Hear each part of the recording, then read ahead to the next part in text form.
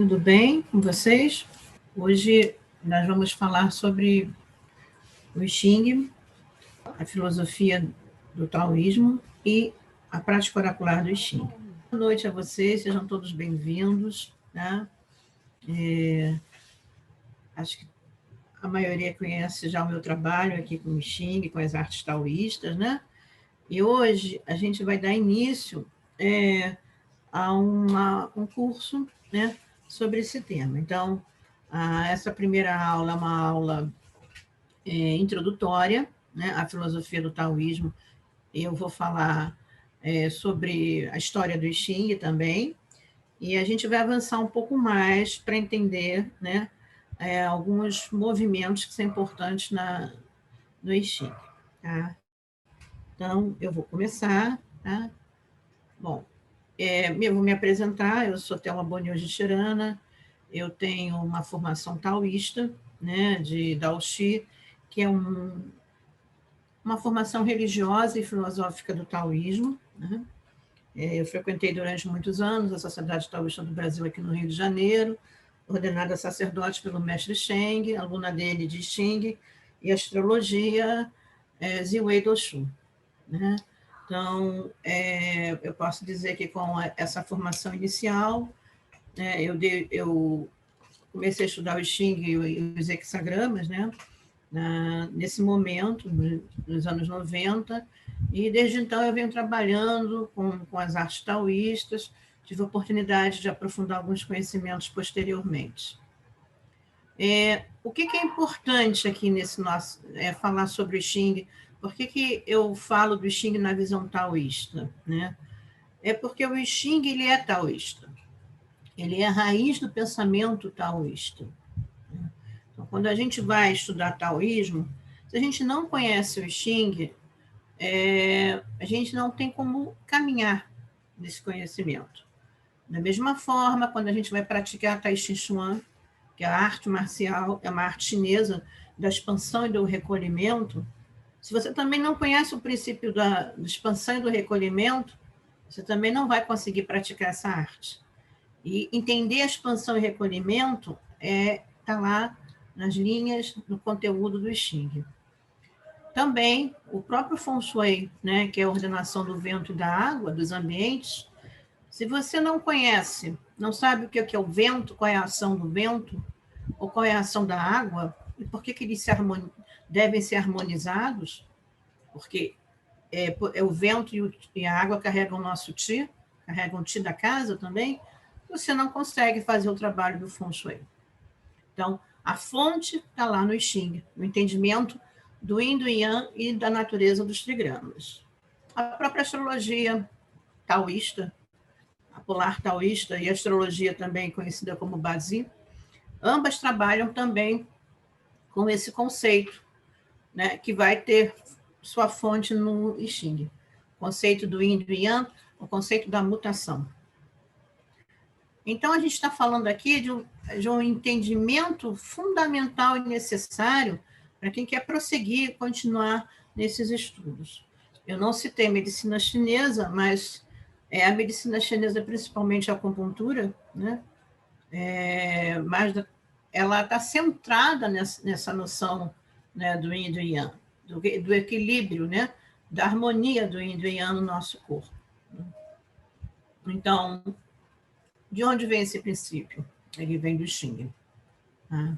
Então, o Xing é a raiz do pensamento taoísta. Os sábios dizem que a árvore, né, o tronco dessa árvore é o próprio Tao Te Ching, que é um texto, talvez um dos textos mais conhecidos no Ocidente, né, traduzidos também no Ocidente, que é o texto o Tratado do Caminho da Virtude, do Lao Tzu. E os frutos e ramos e galhos dessa árvore que se expandem é o texto da Flor do Segredo, a Flor Azul, que é um texto também muito importante, escrito na forma de poesia, muito pouco conhecido. Né? Pois bem, essa raiz que é dada, né, no desenvolvimento do pensamento taoísta, da tradição taoísta, ela fala de uma raiz que se aprofunda, né? E essa raiz é a que se aprofunda, se expande, né? Ela é o que sustenta toda essa árvore, todo esse tronco, essa madeira, né? Então, é impossível falar sobre o taoísmo se a gente não conhece, né, o I Ching. Então, ele é conhecido aqui no Ocidente como Tratado das Mutações, né, como um livro, e ele é um livro, mas também é um oráculo, né? Então, muitas das vezes, a tradução mais conhecida aqui no Ocidente é a do Richard Wieland, nós temos em português, ela foi compilada final dos anos 20 na Alemanha, por ele ser um estudioso alemão, e ela foi traduzida para o português no início dos anos 70. E ela se tornou, durante muitos anos, a tradução mais conhecida. Existiam até algumas traduções mais antigas do que a do Wieland, feitas por ingleses, mas que não se tornaram tão conhecidas, né? Então, a gente fala que a primeira tradução é do Wieland. Essa tradução é muito importante, ela tem um valor, né? Ela foi revista, foi feita em colaboração com um chinês, e ela tem uma introdução muito interessante do Jung, Carl Gustav Jung, né? Em que ele usa o oráculo para abrir o I Ching para o Ocidente, segundo as palavras dele. Então, eu não sei se é uma leitura muito interessante, muito rica, cheia de significados para ele, Jung, né? E para quem estava... ele conhecia já o I Ching, e é uma leitura muito interessante. Não é a leitura que nós vamos conduzir aqui, né? Mas é uma leitura que eu aconselho a vocês a terem acesso a lê-la, né? Pois bem, então, eles abriram, o Wieland abriu esse caminho para o conhecimento do I Ching no Ocidente, né? Mas quando a gente fala do I Ching como na visão taoísta, a gente está falando de um estudo em que se busca entender, né, as manifestações, né, desse Yin, desse Yang, que tem por base o Yin e Yang. Então, nesse nosso curso, nós vamos falar sobre a filosofia e também vamos colocar em prática, né, a consulta oracular, através das moedas, tá? Que é um dos métodos, talvez o método mais popular hoje em dia de consulta ao oráculo. O nosso curso ele vai ter fundamento, vai ter como base um livro do mestre Shen chamado I Ching, Alquimia dos Números, que é um livro pequeno, de capa vermelha, publicado pela editora Mauad. Depois, para os alunos, eu vou passar a bibliografia, mas é esse livro aqui, né? É o livro base do nosso curso, tá? Nós vamos seguir essa linha de pensamento. Então, a primeira parte do nosso curso, nós vamos falar sobre o que é o I Ching. Qual é o significado do I e do Jing? Quais são os principais mestres da tradição do I Ching? As linhagens do I Ching e dois, digamos assim, instrumentos, né, fundamentais para o entendimento do I Ching, que é o Rotum e o Loshu. E vamos ver também os princípios que regem a mecânica do I Ching, né? Então, quando a gente fala em I Ching, a gente fala em permanência, em síntese, em transformação e mudança. Então, essa primeira parte do nosso curso, a gente vai ver hoje, vai introduzir essa parte aqui na nossa aula, tá?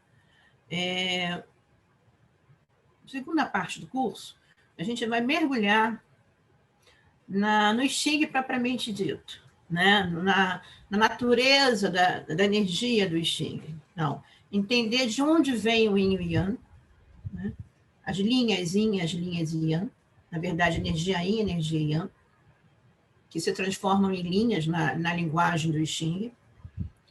Essas linhas, o Yin e Yang, eles têm origem no Taiji, e o Taiji tem origem no que a gente chama de vazio, ou Udi. Depois a gente vai ver o desdobramento dessas energias em 4 imagens, que estão associadas às 4 fases da natureza, aos ciclos da natureza. Vamos ver a formação dos trigramas, e aí a gente vai ver um texto muito importante que está contido nesse livro, mas que eu também fiz uma compilação a partir de outras traduções, né? Um texto chamado Discussão sobre os Trigramas, do Confúcio, que é uma das 10 asas, né? O Confúcio foi o grande estudioso do I Ching, a gente vai ver isso hoje. Vamos chamar a atenção para o que são os trigramas puros, né? É importante a gente entender por que eles são considerados puros, estudar as 2 sequências, a do céu anterior e a do céu posterior. Então, quando a gente fala em céu anterior, a gente está falando de algo que é anterior à manifestação, e de céu posterior, falando de algo que é posterior à manifestação. Um é pré-celestial, o outro é pós-celestial. E também, o que é muito importante para a gente entender esse mecanismo, como funciona o Xing, entender sobre o ciclo de geração e controle dos 5 movimentos. Vamos avançar no entendimento do que são as linhas, né, dos hexagramas. Então, como é que elas se correspondem, como é que elas se relacionam, que importância tem isso? E tem muita dentro da interpretação do texto na hora da consulta. Vamos introduzir também uma técnica muito importante de consulta, de análise, melhor dizendo, né? Porque você já tem a consulta e você vai partir para a leitura, que se chama 4 caminhos, né? Então, eu escrevi até aqui, vou falar sobre o que é um hexagrama antagônico, um hexagrama invertido, um hexagrama imutável, modificado e o nuclear, né? E aí a gente vai falar também, tem 2 textos importantes, também do Confúcio, né, que marcam em nosso entendimento do que é a sequência do céu anterior e da sequência do céu posterior. A parte de interpretação, nós vamos ver também como é que a gente consulta o I Ching, como é que a gente se prepara, né? Como é que deve estar a nossa postura espiritual, nossa postura diante da pergunta, como é que a gente formula a pergunta, né? Então, toda essa parte da preparação, né, que eu chamo do ritual para o I Ching, também vai ser ensinada, né, no nosso curso. Esse Wu Julin Yibu, que está em transliterado, ele fala do oráculo das moedas, que é o oráculo da pérola de fogo. Nome muito bonito para as moedas, né?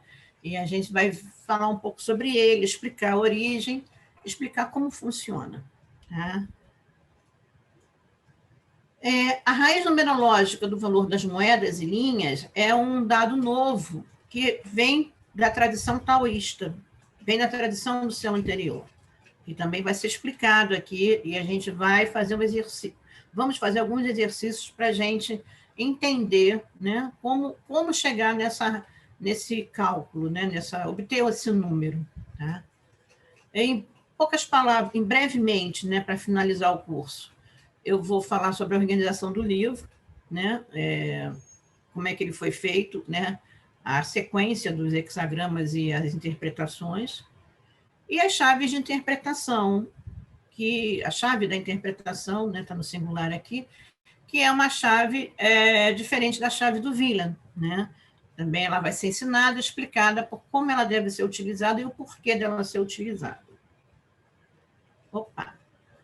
Eu deixo aqui nesses temas complementares, aí eu encerro o curso, alguns caminhos que podem e devem ser percorridos pelo aluno, né?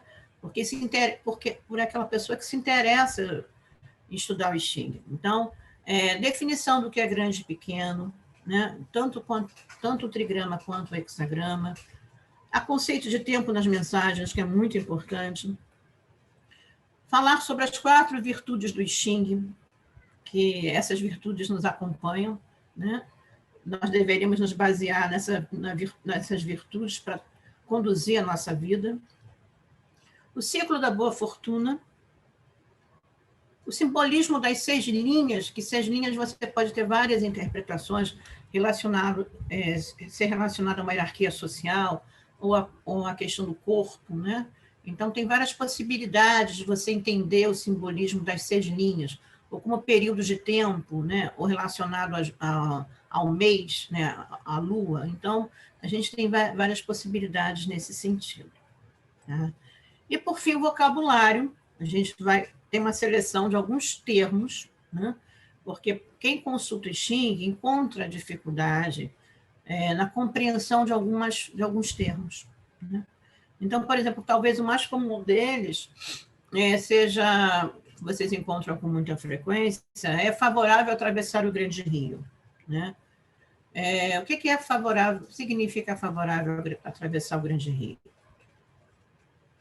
Você deve enfrentar aquela dificuldade.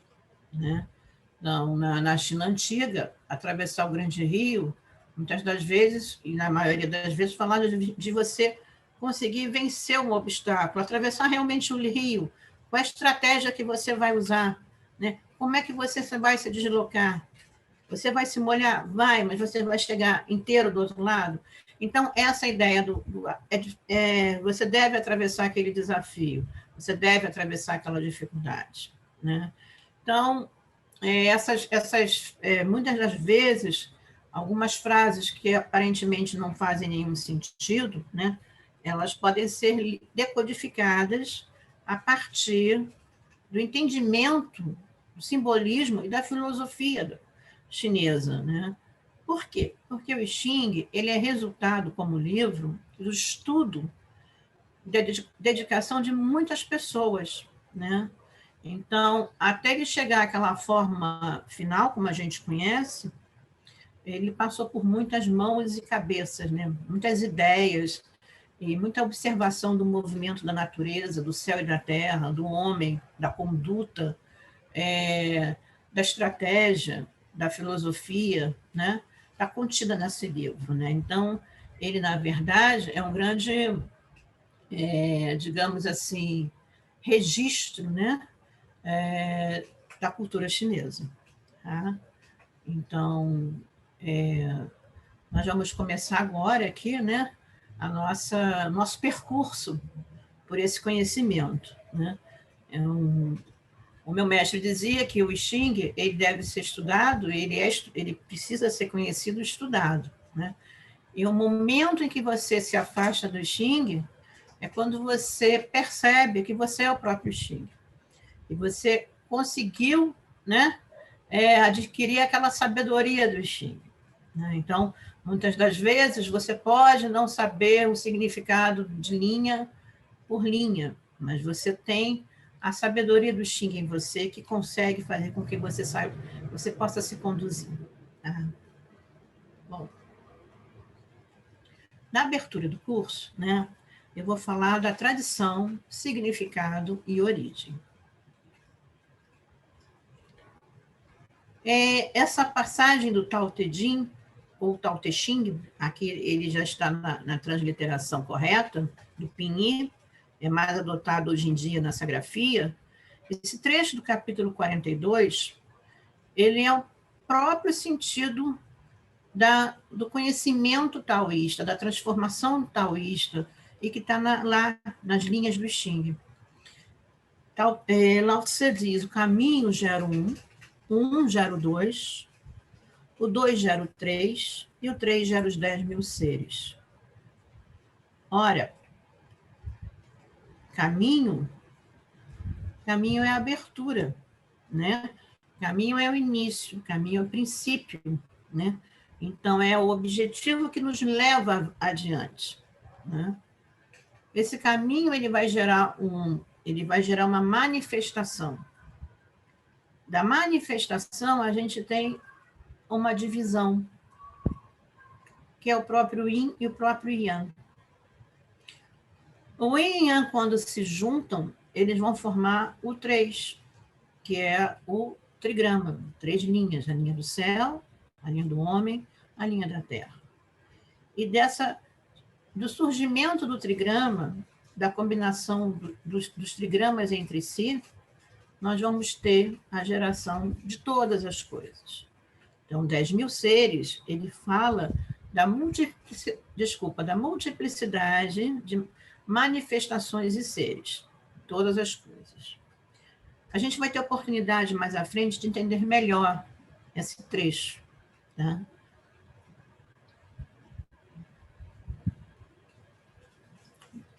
Bom, a questão da grafia é importante, né? Porque muitos me perguntam, mas Thelma, é I Ching ou I Ching, né? Então, a gente está falando de uma grafia que foi padronizada no sistema Pinyin, né? Desde a década de 70, mas ela ganhou mais destaque, foi ganhando destaque recentemente, né? Então, muitos autores, hoje em dia, já adotam a grafia I Ching, né? Já adotam essa grafia. Então, vocês podem encontrar, né, tanto o I Ching quanto... desculpa, eu abri aqui o chat. Ou I Ching ou I Ching, mas é a mesma grafia. É o mesmo, desculpa, é o mesmo conteúdo. O I Ching é uma grafia antiga, e o I Ching ela é a grafia oficial no momento, né, da padronização. Bom, o que é o I Ching, né? O que significa o termo I Ching? É isso que nós vamos ver agora. No livro do William, na capa azul, né, ele tem uma grafia, ele mostra esse ideograma, né, que é bem clássico, todos vocês devem conhecer. Então, esse ideograma aqui, né, inclusive ele foi feito por um mestre de calígrafo, né, que o William contactou com muito cuidado, com muita precisão para escrever, né, esse ideograma. Essa parte que tem vermelho é o ideograma I, né? E a parte de baixo é o ideograma Jin. Então, quando a gente olha para o ideograma, que é a forma de escrita chinesa, a gente está olhando para uma representação diferente da nossa linguagem, da nossa escrita. Então, o chinês ele tem uma representação pictórica da realidade, né? Então, o primeiro ideograma, que é o I, ele vai falar para a gente da mutação da alternância entre o Sol e a Lua. Então, na parte de cima, a gente está vendo a imagem do Sol, uma imagem estilizada, uma imagem contemporânea, modernizada, digamos, do Sol, né? E na parte de baixo, a gente tem uma imagem também livre da Lua, do ideograma da Lua. O que é importante a gente entender? Que essa visão, ela se faz presente, sempre se fez presente, na concepção do homem chinês, né? Porque era um homem que estava em contato direto com a natureza. Então, ele observava o movimento das marés, o movimento da alternância entre o dia e a noite, né? Então, a mutação ela estava ali presente, ao vivo aos olhos dele, né? Esse contato direto, né? com a realidade, com o seu mundo, né?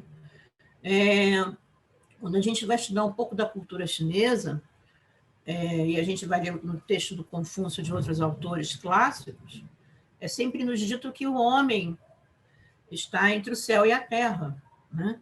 O homem olha para o céu e observa o movimento dos astros e tem os pés na terra, na transformação. O calendário chinês expressa isso, né? Então, o calendário chinês, no início, né, da sua utilização, era também para orientar os agricultores no sentido do momento certo de plantar, o momento certo de colher, né? Então, os ciclos da natureza eles são respeitados, né, a partir do calendário. E o Sol e a Lua marcam essa mutação, né? Então, essa definição de mutação, que é a definição do próprio I Ching, né? Então, o I do I Ching é a própria mutação. O segundo ideograma é o ideograma Jin, que pode falar de um conjunto de livros, um tratado, né? Por exemplo, alguns de vocês conhecem o Neijin, né? Jin é um tratado, é um livro, né? E Nei é interno, então o tratado do interno, né? Do que está, da parte interna. Então, da mesma forma, o Tao Te Ching, Caminho e Virtude, livro do Caminho da Virtude. Então, livro contém um conhecimento, né? O Jin, como tratado, ele vai trazer essa tradição, esse conhecimento.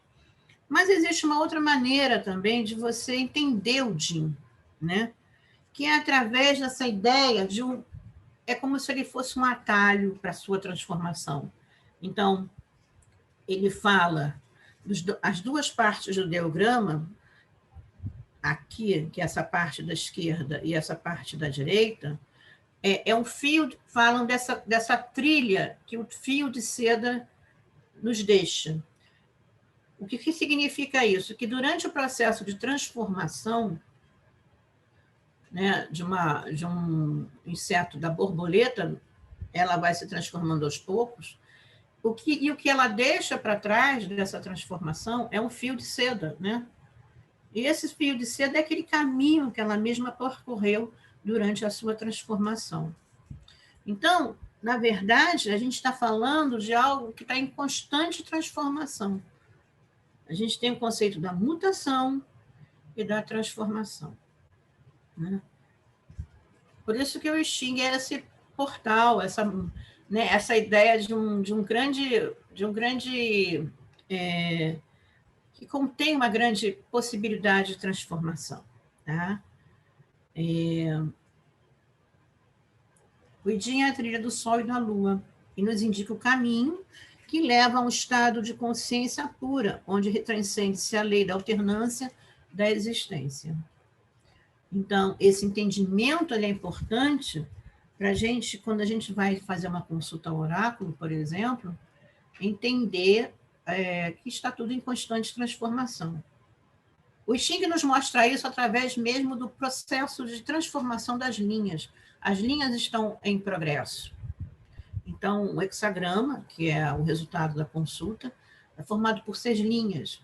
E essas 6 linhas, elas são 6 etapas de um processo que está em movimento, que está em transformação, né? Então, o tempo todo, o I Ching nos alerta para isso, né? Então, por exemplo, uma consulta feita hoje, né, ela nos traz uma resposta que não vai ser a mesma de amanhã sobre aquele assunto, por exemplo, né? Então, nós estamos consultando algo nesse momento, dentro do que a gente chama momento certo, né? O momento da circunstância, aquela circunstância certa. E aí, a gente pode trazer a ideia do significado da palavra mutação para dentro do I Ching, para o próprio entendimento do movimento do I Ching. Então, a gente vai ter aqui síntese, mudança, permanência e transformação. No I Ching, o que significa a síntese? É a forma como o Yin e o Yang eles nos permitem entender toda a diversidade do universo, a partir de uma origem comum. Então, há uma síntese entre quando o Sol e a Lua se juntam. Quando o Yin, que está relacionado a gente relaciona o Yin à Lua e o Yang ao Sol, há uma síntese quando eles se encontram. Isso vai ser importante para a gente entender o I Ching.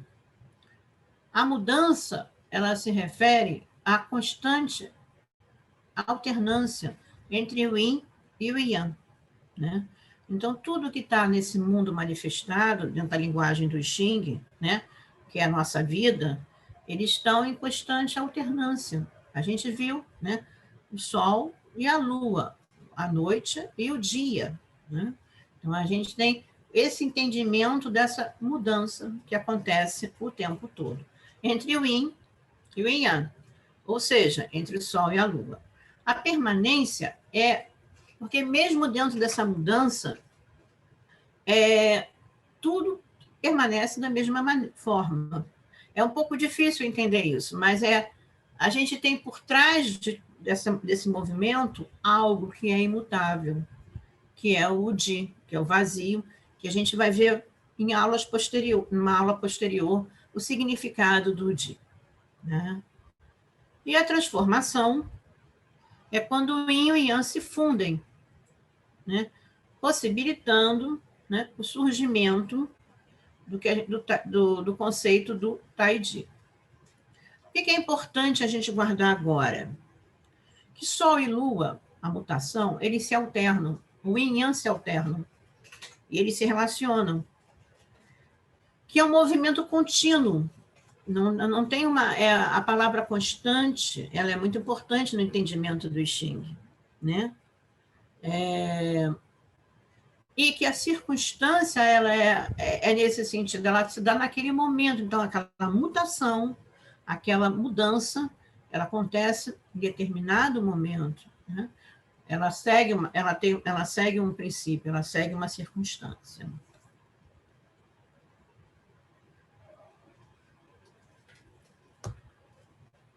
O Jin, se a gente for aprofundar, né, ele, como eu falei, é o que faz, ele tem 2 significados, e nessa ideia do tratado, que faz menção aos textos clássicos, que tratam da razão do universo, do caminho do homem, né, e como trilha, né, como eu também expliquei ainda há pouco, ele sugere a ideia de um caminho feito de fios de seda. O bicho da seda tem um casulo, né, e lá ele vai se transformar numa lagarta, e ele vai depois ganhar, né, a sua liberdade, completar a sua transformação. Então, nas extremidades do fio de seda, né, não há mais nada quando ele se liberta, quando ele se transforma. Se ele olhar para trás, ele vai ver que tem um caminho, né, que ele deixou, entendeu? Então, essa é a ideia do próprio Jin. E o livro, se a gente for pensar, ele serve para a gente como isso, né? Quando você faz a consulta ao oráculo, você primeiro acessou o I, que é o próprio Sol e Lua, né? E depois você foi ao livro. E aí você abre o livro e vê lá no hexagrama, na resposta, no texto da linha, ou na imagem ou na decisão, você lê, você vê, você entende aquele caminho e você usa ele como uma maneira de você se transmutar. Então, o simbolismo dessa trilha fala que é um caminho que existe enquanto se caminha, e é um caminho que ele não tem um trajeto fixo, isso é muito importante, né? Ele não é uma reta, ele tem as suas curvas, né? Ele tem os seus altos e baixos. Né? Da mesma forma a nossa vida, né? Nós temos os nossos altos e baixos, né, nesse caminho. Essa é uma apresentação fundamental do I Ching, né? E que deve nortear todos nós daqui para frente, nos nossos estudos, nas nossas consultas, né? E que serve também, claro, principalmente para a nossa vida, né? Então, nós estamos na nossa trilha, né? Nós estamos em transformação, né? Essa ideia de você perceber, né, que estando no processo da transformação, você percorre altos e baixos. Avançando um pouco aqui nesse nosso conhecimento, né, de hoje, esse tópico aqui é sobre as histórias dos mestres do I Ching, né? Quem são os fundadores e esses personagens que nos deixaram, que nos transmitiram esse conhecimento, né? Então, nos estudos clássicos do Xing, né, a criação e surgimento do Xing é atribuído ao Fuxi, né? Ele é considerado o autor original do I Ching, que, baseando-se no mapa do Rio, eu vou falar um pouco mais sobre ele à frente, o Rotun, ele concebeu as ideias da linha Yin e linha Yang. E a partir dessas linhas, ele criou as 4 imagens, os 8 trigramas e 64 hexagramas. O Fuxi era uma figura mítica, foi considerado o primeiro rei dos 3 reis mais importantes. Era o chefe mais sábio de todas as tribos da China do seu tempo e viveu nesse período, por volta de 5.577 a.C. Vocês vão encontrar algumas imagens, algumas representações, eu acabei não escolhendo uma delas, em que ele traz no ventre, na altura do ventre, a imagem do baguá. Então, é fácil reconhecer o Fuxi por ele estar com a imagem do céu posterior, o baguá do céu posterior, na altura do ventre. A gente vai ver também um pouco, vamos falar sobre isso mais à frente, o porquê dessa imagem do céu anterior. Então, ele é a primeira pessoa, se é que podemos falar assim, que percebeu, né, observando o céu e a terra, e todas as manifestações, ele percebeu que dali havia uma combinação energética. Ele não deixou nada escrito, porque viveu num período em que não havia cultura escrita. A gente está falando de um período muito antigo, e o conhecimento, né, foi transmitido de forma oral, pela tradição oral. Os mestres taoístas, né, esse conhecimento chegou até os mestres taoístas. Várias pessoas posteriores a ele fizeram um estudo sobre esse cálculo inicial que ele deixou, né, e nos transmitiram essas informações. Tá?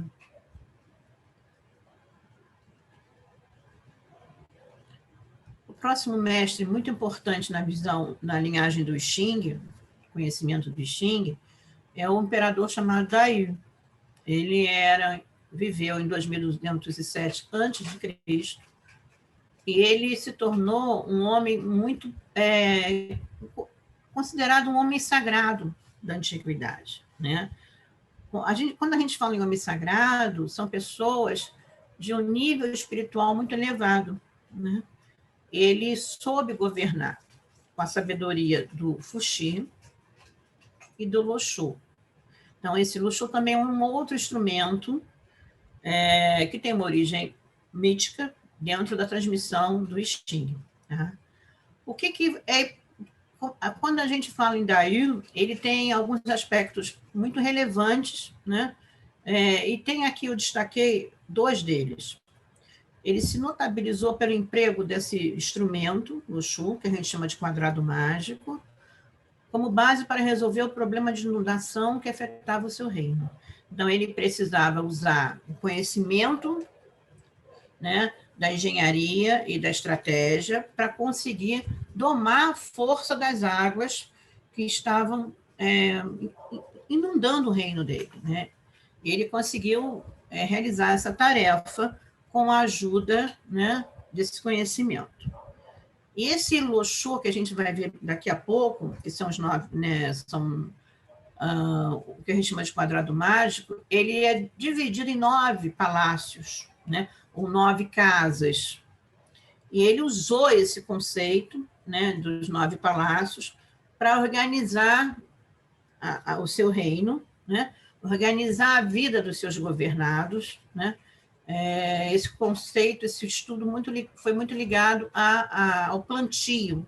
Então, em cada época do ano, ele, conforme as estações e as direções, era feito plantio em determinadas casas. Né? Esse estudo também tem a ver, está baseado também lá no estudo do Imperador Amarelo. Não digo isso aqui, mas essa visão dos 9 palácios, ela se construiu também na época anterior a ele, na época do Imperador Amarelo. Tá? Então, esse imperador Dai, ele tem uma relevância muito grande também dentro da relação da visão taoísta, tá? Pelos seus feitos, pelas suas conquistas. Geralmente, nos estudos de Xing, nós falamos do Fuxi, do Dai, do rei Wen, que vamos ver daqui a pouco, e do duque de Zhou, chegando a Confúcio. Eu trago aqui no meu curso dois mestres muito importantes do conhecimento do I Ching, né? Esse mestre chamado Shen Tuan, né? Ele é um discípulo, foi discípulo direto da linhagem do mestre Lao Tzu, e ele foi a primeira pessoa que recuperou os estudos do Fuxi sobre o mapa do Rio. Então, os estudos do Fuxi, eles, como eu falei, eles passaram de tradição dentro do taoísmo, né? De mestre para mestre, e esse mestre Shen Tuan, né? Ele conseguiu recuperar. Então, o que a gente diz, a mandala do Fuxi, que eu vou mostrar para vocês mais adiante, na verdade, é a mandala do Shen Tuan, sobre o conhecimento que o Fuxi deixou, porque o Fuxi não deixou nada escrito. Tá? Ele foi um grande mestre Shen Tuan, da astrologia polar, que é uma astrologia muito importante, com a qual eu venho trabalhando há muito tempo. Alguns de vocês devem conhecer a astrologia polar taoísta, Ziwei do Xu, e do I Ching. E ele viveu muitos anos retirado nessa montanha, na montanha Udan, que é uma montanha famosa dentro do taoísmo, né? Muito ligada às artes marciais, às práticas físicas, né? E ele foi considerado um grande mestre de meditação taoísta, né? Deixou uma série de exercícios de alquimia muito importantes, chamados exercícios do sono. Então, essa imagem é uma imagem de uma estátua dele, lá em Udan, em que ele está dormindo, né? Mas ele não está dormindo normalmente como a gente entende um sono comum. Ele está no estado meditativo, né? Em algumas representações ele aparece deitado, aqui ele está apenas encostado, né? Achei uma imagem muito bonita. Então, ele é muito importante dentro dessa transmissão de mestre para discípulo. Ele marca muito essa... Ele quem vai ser, digamos assim, o pioneiro nessa transmissão. E eu trago aqui também um mestre muito importante, que alguns de vocês já devem conhecer, que é o Shaoyong, que foi discípulo dele, e que desenvolveu um método da flor de ameixeira, e esse método acabou se tornando uma linhagem muito importante dentro do Xing, chamada originalmente Meihua Ishu, né? Então, é um método que usa a matemática, o cálculo dentro do Xing. Só que para você utilizar esse método, você precisa dominar o Xing e ter o coração também realizado. Ter o coração pleno, ele trabalha muito com a intuição. Ele trabalha muito com a observação dos fenômenos que estão à nossa volta, né? Eu coloquei aqui um quadro que alguns devem conhecer, em que ele fala da combinação dos 64, né?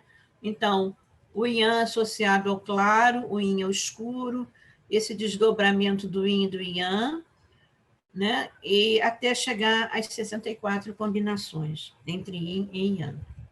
É um estudo muito interessante, é um estudo do número, né? Que nós não vamos ver nesse curso, né? Nesse momento. Ele necessita de uma base que é dada nesse curso introdutório. Né? Eu achei essa imagem muito oportuna, né? Porque ela vem, desculpa, é o Wen Wan, é o rei Wen, né? E aí, na literatura tradicional sobre o I Ching, a gente sabe que o rei Wen é o herdeiro do Fuxi, no sentido de dar continuidade, né, ao estudo, não dentro de uma linhagem taoísta, ele vem dentro da cultura chinesa, né, ele foi um rei, ele usou o I Ching como estratégia, né? A história conta que ele esteve preso, foi preso por alguém da família que tomou o trono, né? E ele foi considerado um louco, ficou 10 anos na cadeia, preso. Ele começou a estudar o I Ching como estratégia de sobrevivência, de vida, né? E ele, digamos assim, mexeu na organização inicial do Fuxi, transformando essa organização e gerando o que a gente chama de a mandala, a sequência do céu posterior, né? Então, essa imagem é muito interessante, uma imagem do túmulo dele, uma imagem erguida em homenagem a ele, e ao fundo ele tem lá o baguá do céu posterior, né? Então, ele foi a primeira pessoa a escrever, a comentar sobre o Xing, né? E na tradição do conhecimento do estudo, diz que é atribuída a ele a escrita dos 64 versos, né? Usados no Idim como texto do julgamento dos hexagramas, né? Julgamento ou decisão, tá? Dos hexagramas. Posterior a ele, da família dele, né, nós temos o Duque de Zhou, porque o rei Wen, ele fundou a dinastia Zhou, tá? Mas ele não chegou a governar. Quem governou foi o descendente dele, que é o Duque de Zhou, Zhou Gong. Muitos dizem que é um filho, alguns dizem que é um descendente, né? E o Duque de Zhou, ele foi realmente o primeiro governante dessa dinastia, que durou muitos anos, cerca de 900 anos. E o Xing, como a gente conhece, tradicionalmente, ficou conhecido como o Zhouyi, né? Então, a mutação do Zhou, o Xing do Zhou, né? E ele, como herdeiro direto, continuou o trabalho, né? Ele escreveu os 384 versos, que são os versos, as linhas, né, dos hexagramas, tá? Então, ele avançou na elaboração do Xing. E o grande mestre, né, muito conhecido de todos nós, porque deixou uma vasta obra, né? Foi uma pessoa muito importante, uma figura pública, né, da sociedade chinesa da sua época, né? Ele deixou escrito, né, 10 asas, quer dizer, vários comentários sobre o Xing, vários livros sobre o Xing. São 7 obras, que são chamadas 10 asas, sobre o conteúdo, né, do Fuxi, o conteúdo do Rei Wen e o conteúdo do Duque de Zhou. Esse conceito de 10 asas, a gente viu lá no início da nossa apresentação, que 10 é o número que fala de uma totalidade. Então, quando há o emprego das 10 asas, né, e na verdade não são 10, são os textos, comentários, nós temos a ideia do seguinte, né? Podemos considerar o conhecimento deixado pelo Fuxi como a cabeça do Xing. Podemos entender o conhecimento deixado pelo rei Wen como o corpo do Xing, como o corpo de um pássaro, melhor dizendo, né? Podemos entender o conhecimento deixado pelo Duque de Zhou como os pés do pássaro. Mas o Xing levantou voo, né, e o pássaro levantou voo, foi com conhecimento do Confúcio. Então, essa ideia de algo que foi se construindo pouco a pouco, e que levantou voo, né, e que cresceu, e que abriu as asas, esse pássaro, né, ele que foi terminado, concluído, finalizado pelo Confúcio, define esse conceito das 10 asas. Tá? Isso é muito importante, né, quando a gente estuda o Xing. E eu coloquei aqui uma frase muito conhecida dele, né, do Confúcio, sobre o Xing, que ele diz assim: se a minha vida durasse mais alguns anos, eu dedicaria 50 deles ao estudo do livro do Yi. Então, talvez eu me tornasse um homem sem grandes defeitos. Isso ele diz aos 70 anos de idade. E já vindo de uma tradição muito longa, né, de estudos do Xing. Então, essa colocação dele nos fala, né, nos remete a uma ideia, né, de alguém que via o sentido pleno do Xing, né? Pois bem, aí a gente, feita essa introdução dos mestres, a gente prossegue, né, entendendo as linhagens, que eu chamo de linhagens aqui, né? Ou escolas, ou tradições, ou maneiras de ver o Xing. Então, a primeira é entender o I, né? Que todas vão ter origem no Fuxi. Só que o I é mais baseado na intuição, nos presságios e na observação dos fenômenos da natureza e também dos números, né? É uma linhagem menos dependente dos textos, no sentido do que significa o hexagrama, do que significa a linha, né? Então, depende menos dos textos do Rei Wen, do que de Zhou e Confúcio, e se utiliza principalmente da sequência do céu anterior. Os dois mestres principais que eu relaciono aqui, existem outros, mas eu trago esses dois, o Shan Tuan, que fundou a linhagem do Shantian Udimen, e o Shao Yong, que é o fundador da escola do Meihua Ishu. Shao Yong tinha muitos discípulos em vida, então esse conhecimento ele foi passado de uma forma, digamos assim, na sua integridade, ele foi mantido, conservado na sua integridade. Né? Shao Yong tem muitos relatos dos seus discípulos em livros, né? Ele também escreveu algumas obras. O Jin, que nós já falamos também bastante aqui, é mais baseado nos textos, né? Nos textos filosóficos, no conhecimento organizado pelo Confúcio. Ele fala do estudo das linhas, dos trigramas e dos hexagramas. E também está você vai encontrar, né, ele sendo utilizado principalmente, né, de acordo com a sequência do céu posterior. Tá? A nossa linhagem, a gente trabalha com o livro também, na sequência do céu anterior. Eu vou falar um pouco mais disso para vocês na próxima aula. Então, quais são os mestres principais dessa linhagem do Jin? É o Wei Wen, acabei de falar sobre ele, o Duque de Zhou e o Confúcio.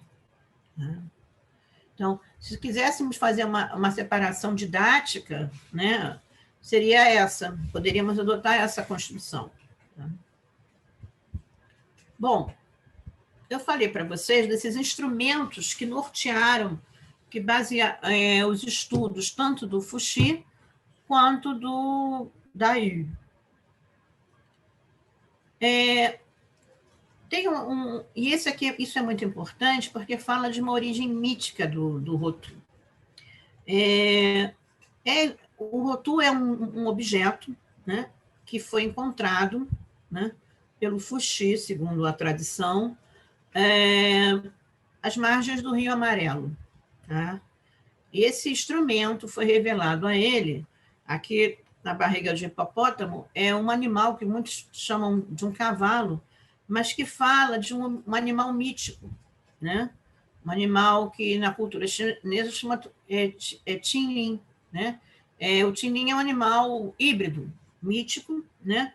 E esse animal ele traz essa revelação, esse objeto, né? Escrito, né? Formado por representações numéricas de 1 a 10, tá? E dispostas em pares. E o Fuxi começou a olhar isso, observar e percebeu que haviam esferas claras e haviam esferas escuras. E que essas esferas obedeciam uma sequência, uma ordem. Tá? E aí existe essa colocação, né? Então, se a gente for observar, a gente tem uma esfera clara aqui relacionada ao número 1, uma esfera escura relacionada ao 2.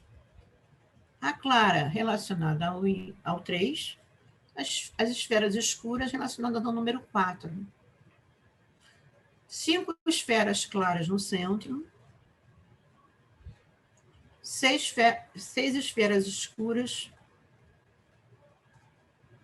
7 esferas claras, 8 esferas claras, escuras, 9 esferas claras, e no centro você tem 5 mais 5, fazendo o número 10. Então, você percorre do 1 até o 10. Ora, observando isso, ele começou a olhar e perceber que havia um movimento. Havia um movimento do que é claro, havia um movimento das esferas escuras. Então, resumidamente, a gente apresenta aqui o movimento das esferas claras. Então, a gente vai ter o 1, o 3, o 7 e o 9 se movimentando no que a gente chama de sentido horário. 1, 3, o 7 e o 9. E as esferas escuras, se movimentando no sentido anti-horário. Então, a gente vai ter o 2, o 4, o 6 e o 8. Essa representação do Rotu, ela foi registrada pelo Shentuan. Ela é mais cíclica, redonda do que está aqui naturalmente. Tá? Eu não consegui colocar aqui de forma adequada como eu queria esse movimento tão cíclico. Mas a gente consegue perceber que existe um movimento que vai para um lado e que a gente chama de Yan, que é o sentido horário, e um movimento oposto, mas que é complementar nesse objeto, nesse instrumento, que é o movimento Yin. Então, o Rotu, ele é uma representação numérica da alternância entre o Yin e o Yang, e vai caracterizar o movimento contínuo do Taijin. Se a gente chegar aqui, a gente observar, é o próprio movimento do Taijin. Seu significado pode ser melhor compreendido quando entendemos que os números não representam quantidades absolutas de Yin e de Yang, mas a proporção de Yin e de Yang em cada uma das fases do movimento do Taiji. A gente vai ver isso com mais calma, mais detalhado na próxima aula. Então, só para vocês entenderem, a gente tem uma representação em que os números que estão aqui nesse objeto, eles podem ser codificados dessa maneira. Então,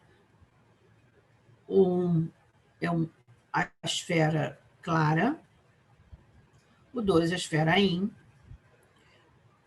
a esfera clara, a gente vai ter esse movimento 1, 3, 7, 9, e a gente vai ter o movimento do 2, 4, 6, 8.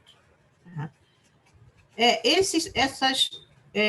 Essas fases que estão aqui, o Taiyan, né, que a gente chama de Supremo Yan, o Taiyin, que a gente chama de Supremo Yin, né, o Shaoyan e o Shaoyin, eles vão ser fundamentais para a gente entender a mecânica das transformações, né? O ciclo do I Ching e o ciclo da vida. Então, essa representação numérica, ela fala que, se a gente for associar aos elementos, né, da relação da água, da relação da madeira, do fogo e também do metal. Tá? Então, a gente pode entender aqui, né, essa representação ligada aos elementos. Tá? Pois bem, o Lushu, que é esse segundo instrumento, é um instrumento que foi descoberto pelo grande Yu, né, pelo Dayu, ele é a segunda descoberta mais importante do I Ching. Tá? Ele foi encontrado às margens do rio Lo pelo rei Dayu e consistia em uma ilustração geométrica contendo números de 1 a 9, gravados sobre o casco de uma tartaruga gigante. Seus ensinamentos adquiriram uma importante influência mística no continente asiático. Existe um estudo, né, falando que essa ideia de que esses objetos, esses instrumentos foram retirados do fundo do rio, na verdade, eles foram retirados, eles foram vistos do céu, né? Porque o rio Amarelo, a linguagem, referência ao rio Amarelo, se refere à Via Láctea, né? Então, menos do que do fundo do mar ou do rio, mais esses objetos vieram por uma revelação, por uma observação dos céus, né? A tradição taoísta enfatiza mais esse ponto de vista. Outro aspecto importante também, que geralmente não se encontra nos livros, é que a gente está falando de dois animais, né? Então, a tartaruga, ela tem a ver com a sabedoria, né? Ela tem a ver com esse sentido do conhecimento. E esse animal mítico, que parece um cavalo alado, que é o quilim, ele vem dos céus, né? Então, há uma ideia aí de um eixo celestial, do conhecimento vindo, né, dessa revelação, desse conhecimento vindo dos céus, né? Pois bem, quadrado mágico, que depois que o Luoxo ficou conhecido como quadrado mágico, que seria o livro do Lo, né?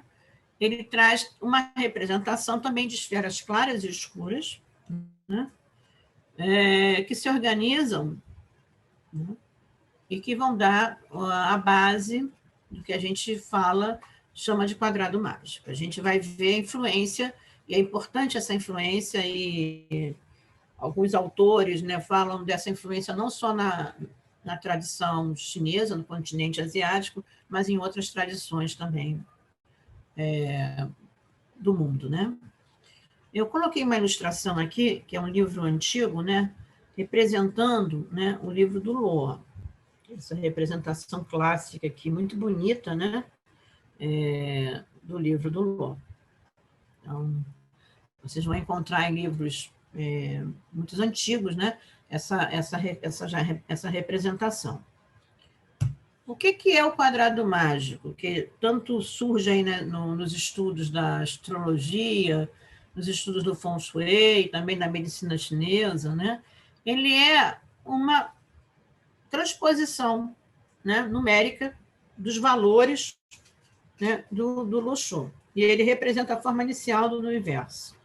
É uma manifestação do 3, que tem um princípio no 1, cujo fim é o 9, que é o Yan, e encontra o equilíbrio no centro, na Terra. Esse é um aspecto que quem estuda as artes sabe que a gente está falando de 3, né? Principalmente aqui no I Ching, 3 linhas, o trigrama, né? Esse trigrama ele tem origem no 1, né? O auge é o 9, que é o número Yan, o auge do Yan, o 9, e é na Terra, no centro, que se encontra o equilíbrio. Então, quando a gente faz o caminho, né, de entendimento entre...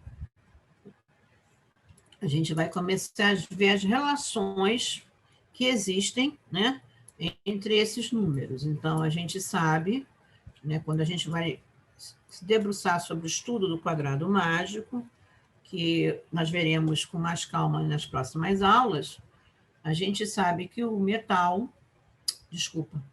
a madeira está associada, né, representada pelo número 3 e pelo 4. O fogo é representado pelo 9, a água pelo 1, o metal pelo 7 e pelo 6, e a terra, que é justamente o centro, representada pelos números 2, 8 e 5. Então, aqui a gente tem o 4, e aqui o 3, né? Aqui o 9, o 1, então fogo e água, né? Aqui a gente vai ter o vento e trovão. Aqui nós vamos ter a montanha.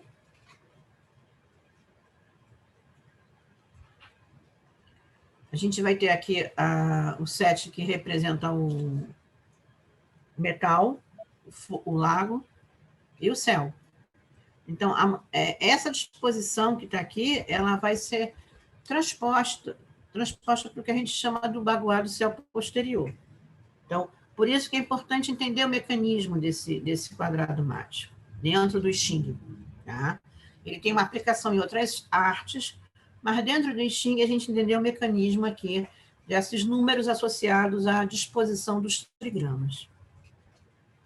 Então, isso tudo a gente vê mais detalhadamente, né, E a gente começa a fazer cálculo, ver das relações numéricas que surgem daqui.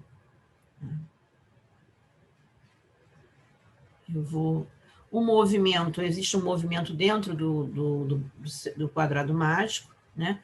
A gente fala que é um movimento, ele tem um porquê, né? Então, do 1, o 2, passo para o 3 e para o 4, o 5, o 6, o 7, o 8 e o 9.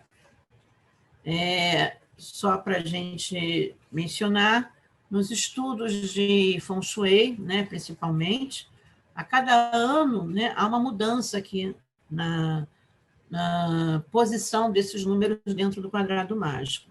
Isso fala do movimento energético, do movimento do Qi, né, dentro de um ano, dentro de um mês, né? Então, esses estudos aqui são importantes, né, da gente saber a mecânica desse movimento para compreender o próprio movimento do Qi.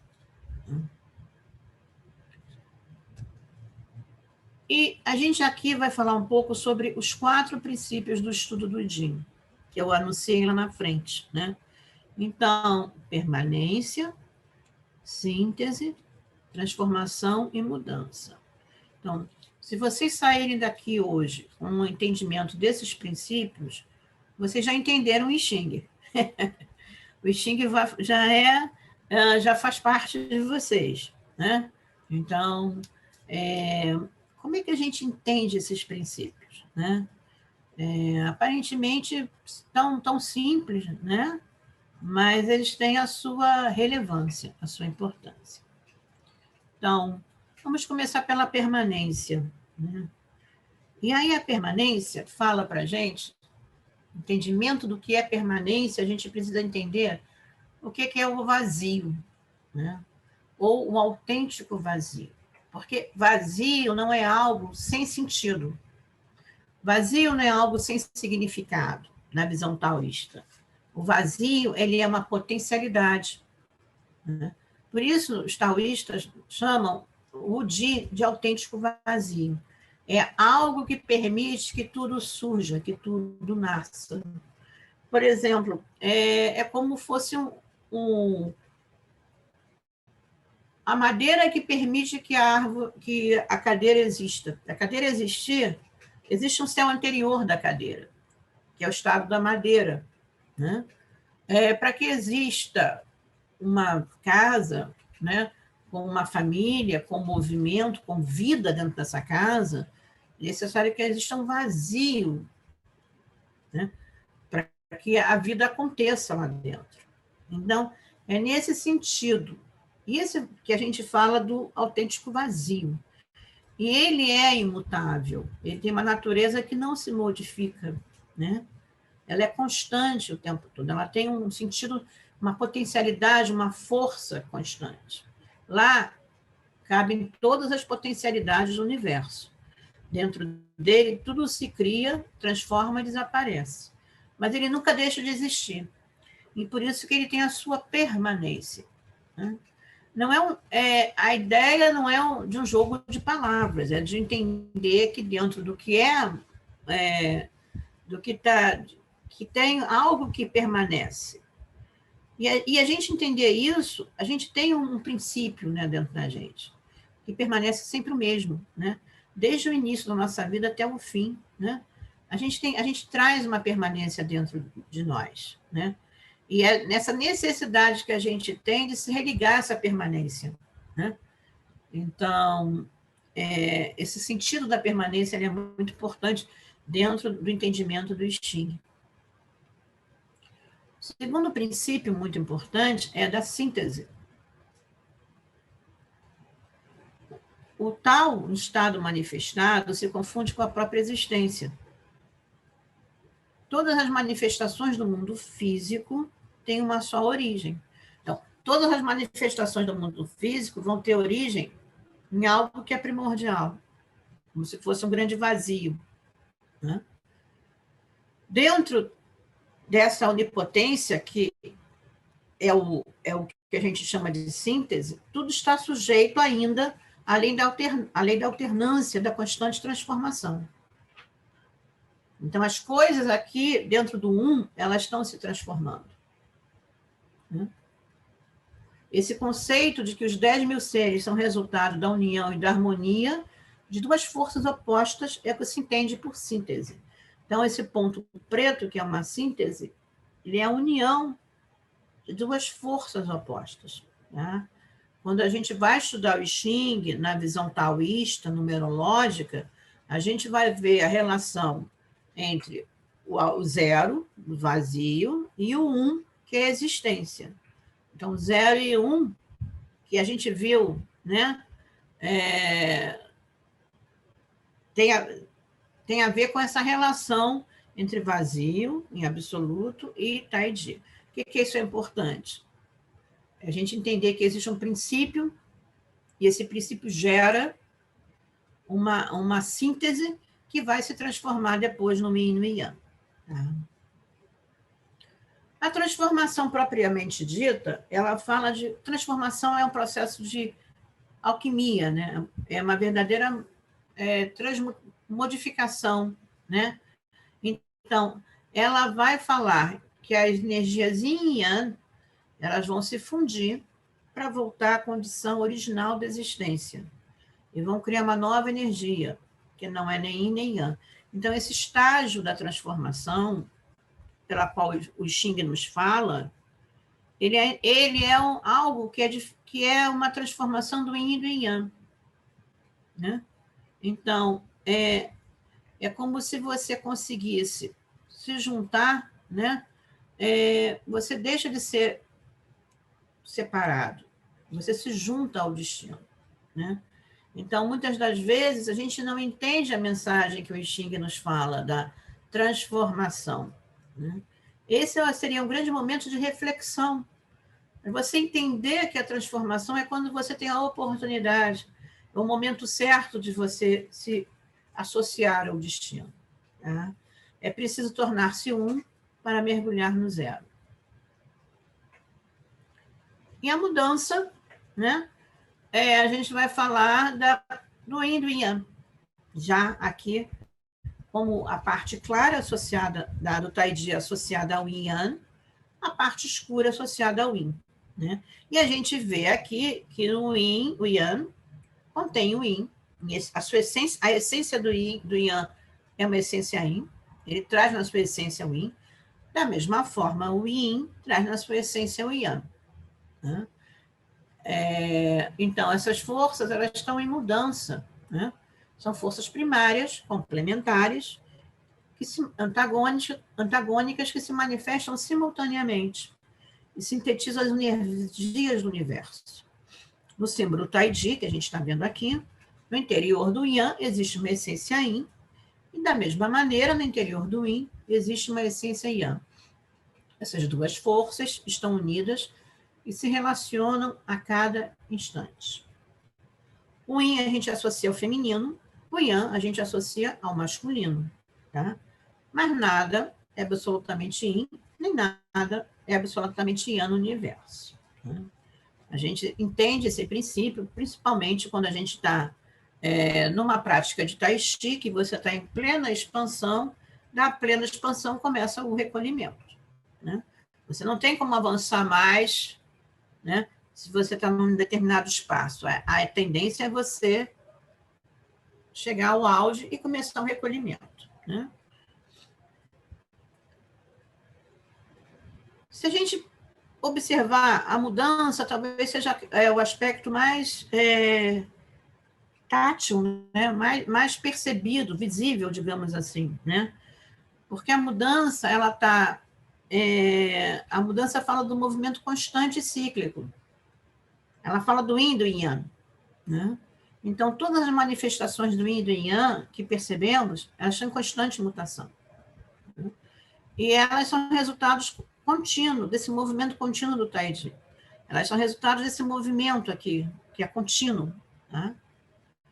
Então, como é que a gente observa a mudança? Olhando para a Lua, as 4 fases da Lua, as 4 fases do dia também, né? Nos falam bem desse processo da mudança. as 4 estações do ano, que também falam do ciclo da vida, o próprio processo de expirar e inspirar, né? Inspirar, existe um movimento, tem uma fase em que você começa, né? Enche o pulmão, né?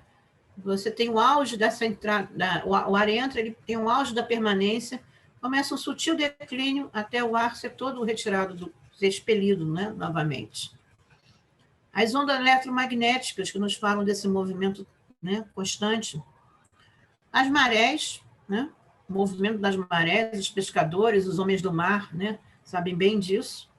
E as constelações, né? As constelações estão aí para nos guiar nesse sentido. Essa representação aqui do Taiji fala bem da mudança dessas 4 fases, né? Então, a gente tem o dia, o amanhecer, a aurora, e o Rei Wen vai dizer, aliás, o Confúcio vai dizer que o movimento começa na aurora, né? É o esplendor, né? Então, a gente vai ter aqui esses 6 horas da manhã associado a esse movimento da aurora, o surgimento do sol. O auge do sol ao meio-dia, né, com o auge do Yan. O declínio, né, já do sol, o início da noite, que é o pôr do sol. E aqui a escuridão, né, a noite em si, relacionada ao Yin. Né? Então, o auge do Yan, o Taiyan e o Taiyin, né, nos falando aqui dessas 4 fases que acontecem o tempo todo na nossa vida, né? No nosso dia, no nosso cotidiano, no nosso corpo. Né? Então, vem daqui esse princípio. Tá? Bom, essa relação é importante, né? Porque ela vai nos falar do movimento do Sol, que é ascendente, né? O movimento movimento do fogo, que é ascendente, o movimento do Yin, que é descendente. Né? Então, a gente traz aqui algumas comparações, né? Na verdade, não são comparações, são a natureza do Yin e do Yang. Né? Então, o Yin, a força Yin, né? Que ela é uma força, ela tem uma energia, está associada ao frio, enquanto o Yang a gente associa ao calor, normalmente. Né? A obscuridade do Yin e a claridade do Yang. A contração do Yin e a expansão do Yang. A interiorização do Yin e a exteriorização do Yang. O Yin, descendente, o Yang, força ascendente. O Yin fala da imobilidade, enquanto o Yang é a mobilidade. O Yin, pesado e denso, o Yang, leve e flutuante. O Yin fala de uma subjetividade, o Yang da objetividade. Yin como algo tangível e Yang como algo intangível. E o Yin como receptivo e o Yang como criativo. Algumas dessas naturezas vão ser muito importantes dentro do estudo do Xing, todas, né? Mas algumas vão se destacar mais, né? Principalmente o conceito de receptivo, atribuído à Terra, e o conceito de criativo, atribuído ao céu. Então, a gente já tem aqui uma ideia que o Yin e o Yang vão falar das transformações, das forças e energias que existem entre o céu, que é associado ao Yang, ao criativo, a força vital, e o Yin, associado ao receptivo, né? Aquilo que nos recebe, né? A natureza mais sutil da Terra. Eu vou avançar e, de uma certa forma, finalizar aqui a nossa apresentação de hoje, dando início aqui a uma segunda parte, né? Em que a gente vai introduzir como é que surgem os 8 trigramas, né? Então, na verdade, isso aqui é um resumo, né? Uma síntese, né? Tal como a linguagem do Xing, de tudo que nós falamos até agora. Então, a gente vai ter, no primeiro momento, o 0, que a gente chamou lá na frente de autêntico vazio, que vai gerar uma síntese, a onipotência, o 1. esse 1, ele gera o Taiji. O Taiji vai gerar as duas forças complementares e antagônicas. Yan, uma reta, ela tem a mesma qualidade do início ao fim. O Yin, uma linha partida, onde você tem uma subjetividade, um vazio, né? O Yang, ele vai se combinar consigo próprio e combinar com o Yin. Da mesma forma, o Yin vai se combinar consigo próprio e com o Yang.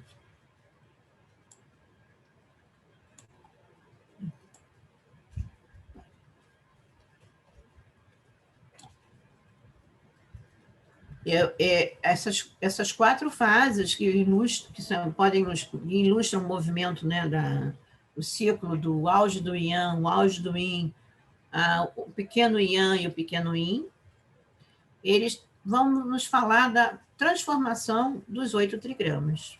Então, a partir do movimento, da movimentação e da entrada de mais uma energia, né, de mais uma linha, que pode ser Yin ou Yang, de acordo com a combinação, a gente tem a geração dos 8 trigramas, que vão dar conta da transformação dos 10.000 seres.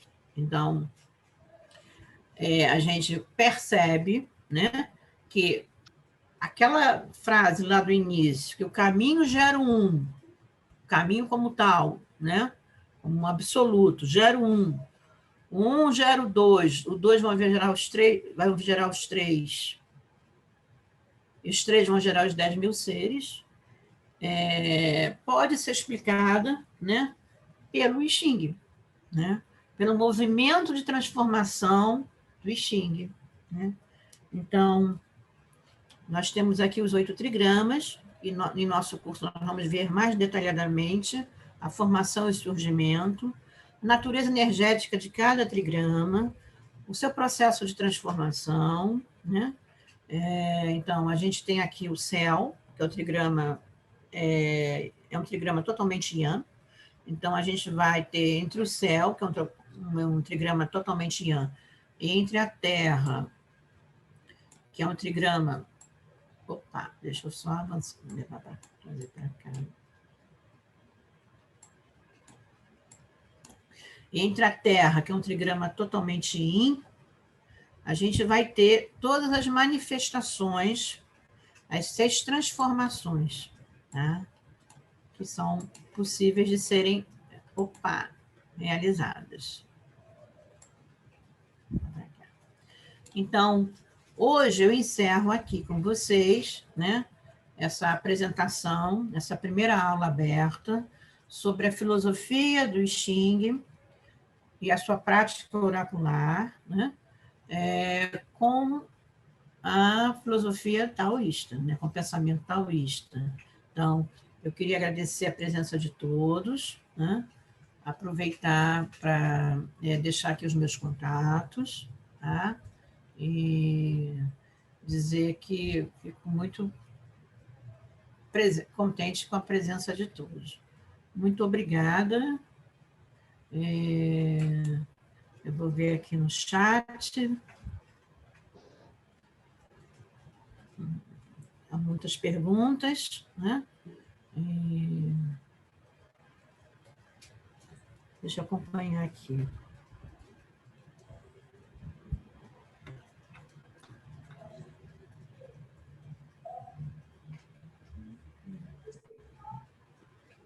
Ai, que bom.